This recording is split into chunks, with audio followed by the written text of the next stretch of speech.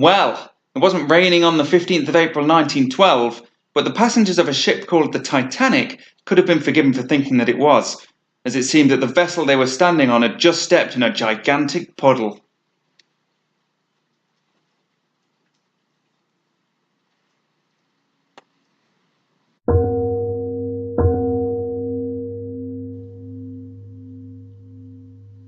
Welcome and hello to the final episode. As you can see, I'm perched here on what I'm assured is a near-perfect replica of the Titanic's grand staircase. Now, when the wreck was discovered by ambitious scuba divers in the 1980s, it was found that the staircase was missing. For a while it was believed to have been destroyed during the sinking, but we now know that it was stolen by a first-class survivor and used to furnish the lifeboat that he was escaping in. Some tedious conspiracy heads have argued that the Titanic never actually set sail at all, that it was switched with its sister ship, the Olympic.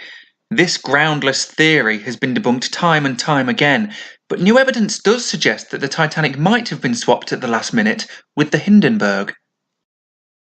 In James Cameron's 1997 film, which is actually faring rather badly on some of the review sites, the old woman who seems to have all of Kate Winslet's memories is shown relics retrieved from the wreck. That much is accurate. The Titanic did indeed sink with things on board, and some of them have been retrieved. I myself was lucky enough to get my hands on some particularly rare items.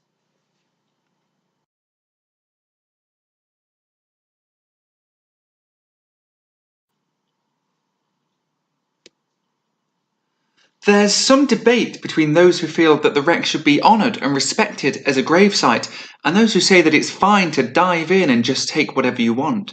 But as a member of the British Museum, I have to say, what's the difference?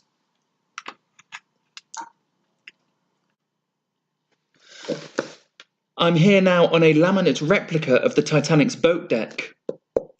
Here the band played on all night until water got into their instruments and made them sound gurgly. Because of music copyright, we can only imagine what it must have been like to lie here listening to them.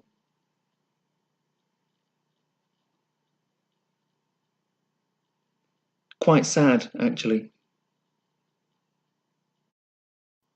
At this point, many of my many regular viewers are probably wondering why I filmed the first two episodes of this series in portrait rather than landscape mode. Was it a mistake? Of course it wasn't. I was merely foreshadowing the way in which the Titanic's stern would eventually rise to a near vertical position. Of course, before that happened, the ship split in half. Well, not quite half. Experts say that the split was roughly 52-48 and that the whole thing inevitably sank shortly afterwards.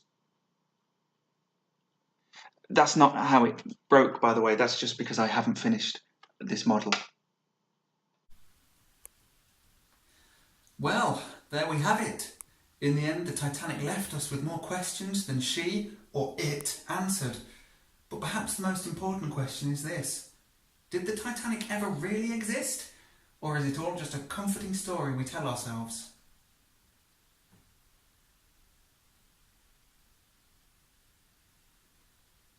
Farewell.